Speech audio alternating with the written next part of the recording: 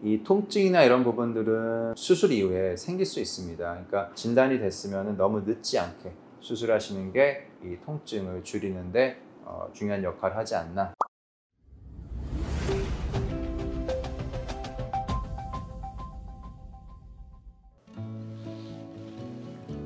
안녕하십니까. 대장암 질환을 마법사처럼 해결해 드리고 싶은 청주 서울아산 항해과 대표원장 오세원입니다.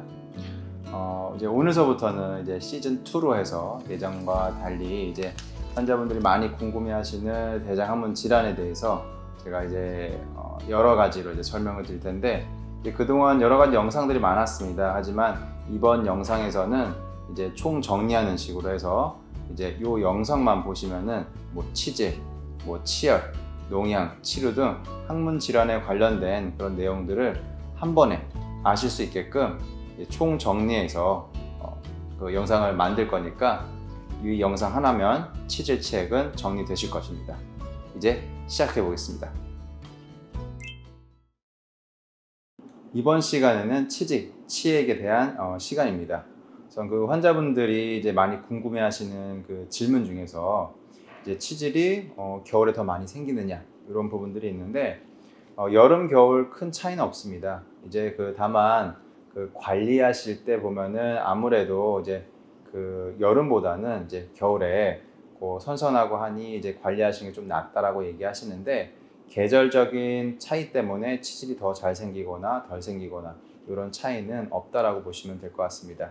두 번째로는 치질도 수술 후에 재발을 할 수 있느냐 이런 부분들인데, 물론 재발은 할 수 있습니다. 하지만 제가 이제 설명을 드릴 때 보면 이렇게 항문이라는 게 이렇게 동그랗게 되어 있는데, 예를 들어서 이렇게 이쪽 부분에 이 치질 치액이 생겼을 때는 이제 여기 수술하게 되면은 이쪽 자리에서는 크게 재발하지 않는다라고 말씀드리는데, 이제 항문이라는 게 보면 이렇게 펼쳐서 보면은 이쪽 말고도 다른 쪽에서도 이제 치질 치액이 생길 수 있기 때문에 여기가 아닌 다른 부분에서는 또 다른 치질 치액이 생길 수도 있다라고 제가 이렇게 설명드리고, 또 하나는 수술할 때 또 수술 방법도 중요하고 수술 이후에 관리하는 것도 중요하기 때문에, 이제 수술 이후에도 이제 충분하게 다 상처가 회복되신 이후에 대변 보는 습관이나 아니면은 변비나 또는 설사나 이런 부분들, 이런 항문 관련돼서 관리하시는 것들을 잘 하셔야지 향후에도 이제 재발 없이 잘 지내실 수 있을 거라 생각됩니다. 세 번째 질문으로는 이제 치질은 유전이다 이런 부분들인데, 이제 모든 질환들이 항문 질환, 대장문 질환뿐만 아니라 다른 여러 질환들, 우리 몸에 생기는 여러 병들이 유전적인 포션이 좀 많은 질환들도 있고 적은 질환들도 있습니다. 또 이제 그렇기 때문에 이제 유전적 이런 부분들이 아예 병에 연관되지 않은 그런 병들이 없다라고 보시면 되시고, 따라서 치질이 전적으로 유전적이다라고 볼 수는 없지만, 이제 아주 드물게는 예를 들어서 가족분들 중에 부모님이 생기시는 경우도 있고, 또 그 밑에 자녀들이 생기는 부분들도 있는데, 식생활 습관이나 활동하시거나 이런 부분들이 패턴이 비슷해서 이제 그런 어떤 생활의 어떤 방법이나 이런 부분들 때문에 이제 또 치질이 부모에도 생기고 자녀에도 생기고 하는 부분들이 생기실 수 있는데, 이렇게 식생활 습관도 어떤 이런 치질 치액에 어떤 영향을 줄 수가 있겠고, 그 다음에 100% 어떤 유전적인 영향이 아예 없다라고는 할 수는 없지만 일부는 포함될 수도 있을 것 같습니다.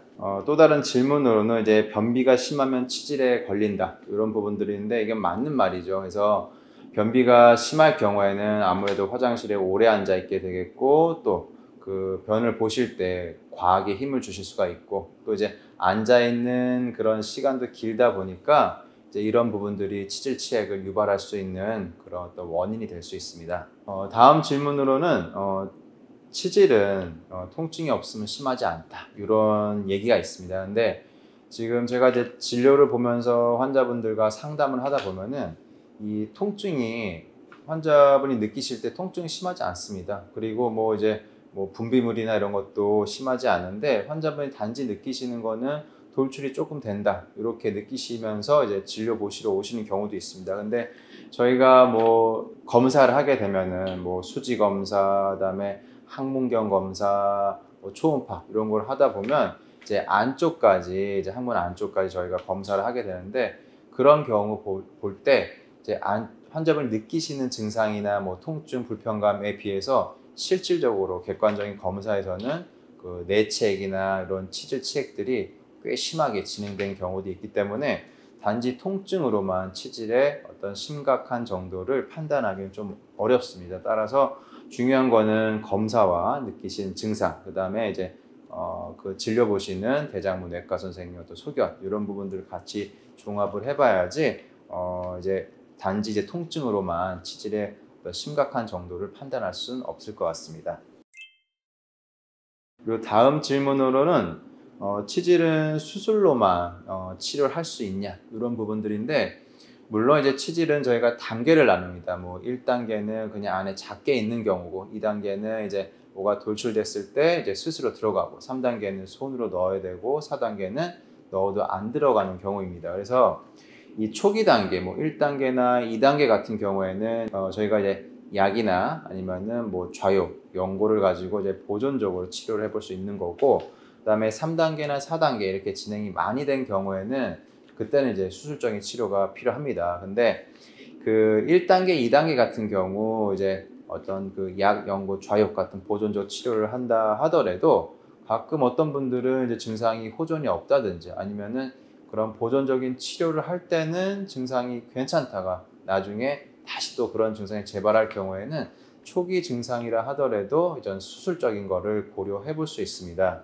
그래서 이제 모든 치질, 치액들이 이제 수술로만 치료를 하는 건 아니고 이렇게 양연고, 좌욕으로 해볼 수는 있지만 실질적으로 이제 진행이 얼마나 돼 있는지 이런 부분들은 이제 그 대장문외과 선생님들과 한번 상의해 보신 다음에 향후 치료 방법을 고민해 보시는 게 좋을 것 같습니다. 다음 질문으로는 이제 치질은 암의 전조 증상이다. 이런 부분들에 대해서 궁금해 하시는 것들이 있는데 치질 치액 자체가 이제 암으로 간다라기보다는 이 직장암이나 항문암의 이런 그 증상들이 치질 치액과 비슷한 증상으로 나타날 수 있습니다. 예를 들어서 뭐 돌출이 된다든지 아니면은 뭐가 막히는 그런 어떤 그런 불편감이 있다든지 뭐 출혈이 있다든지 분비물이 많아진다든지 아니면은 뭐 통증이 심하다든지 이런 부분들이 각각 이제 그 치질 치액의 증상이지만 이 또한 직장암이나 항문암 같은 이런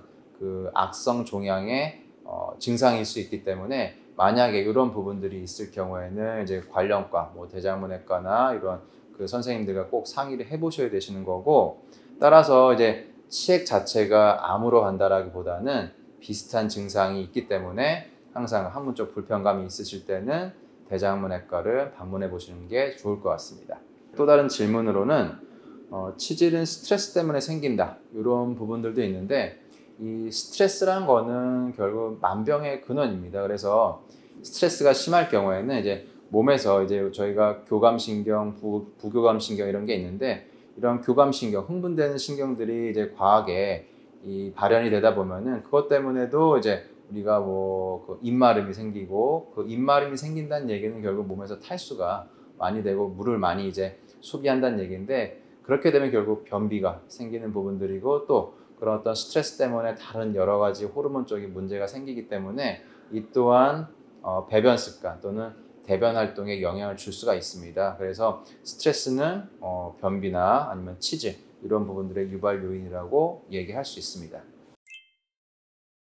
치질은 이제 노인만 걸리는 질환이다. 이렇게 이제 궁금해하시는 부분들이 있는데 물론 이제 치질이 생기는 여러 가지 원인 중에 하나가 이제 그 항문 안쪽, 그다음에 항문과 그 하부 직장 쪽에 있는 그 점막 쿠션들이 있습니다. 근데 그런 부분들이 결국 점점 늘어지면서 이렇게 커지고 부풀게 되면은 이제 항문 바깥으로 밀려나고 또 이제 내려오는 그런 상황들이 생기는데 이런 부분들이 이제 결국 우리가 치질처럼 이렇게 느껴지는 이제 뭔가 돌출되는 병변이라고 할 수가 있는데 이제 나이가 들고 시간이 지남에 따라 이제 이런 쿠션 조직, 우리 몸에 있는 그런 결체 조직들이 점점 약해지게 되니까 아무래도 조금 더 그 발생 확률은 높아질 수는 있습니다. 하지만 노인이라고 무조건 생기는 건 아니고 요즘은 이제 병원을 찾아주시는 환자분들의 연령대를 보면은 이제 연령이 많으신 분들도 있지만 이렇게 젊으신 환자분들도 있기 때문에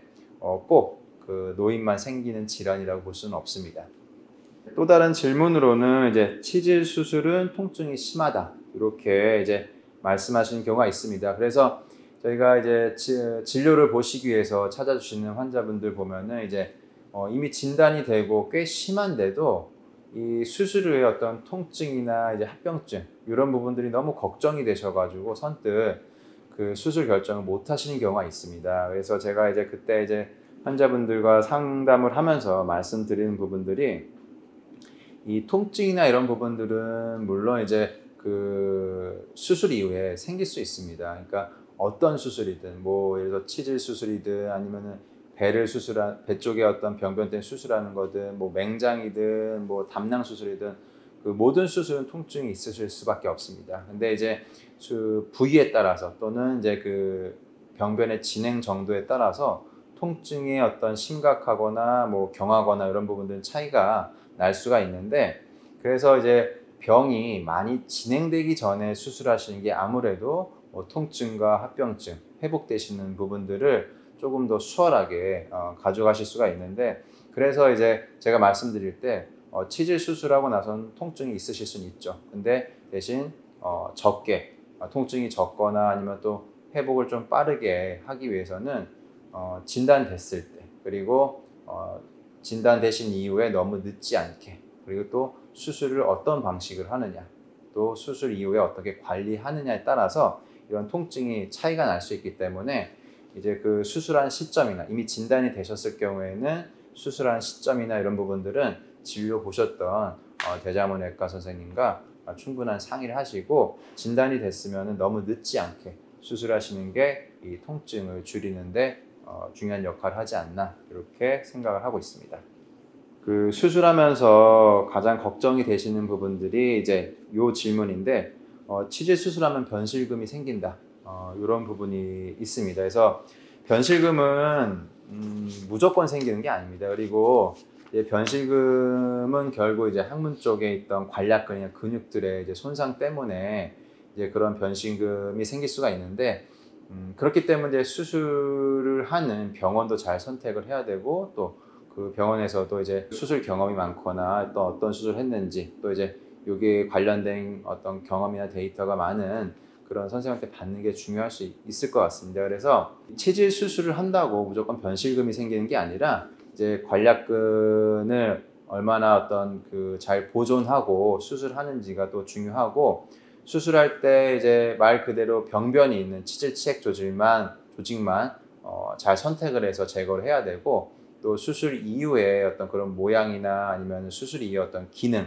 또 이제 이런 부분들도 같이 이제 그 신경을 써서 수술해야 되기 때문에 이런 부분들을 잘 이해하고 수술할 수 있는 병원을 선택하는 게 좋을 것 같고 걱정하시는 것처럼 치질 수술을 한다고 무조건 변실금이 생기는 것이 아니기 때문에 항상 그 증상이 있으실 때 그 대자문외과 선생님과 잘 상의해 보시기 바랍니다. 이상 대장문 질환에 대해서 모든 해결책을 드리고 또 마법사처럼 그 문제점을 해결해 드릴 수 있는 청주 서울아산항해과 대표원장 오세현이었습니다. 감사합니다.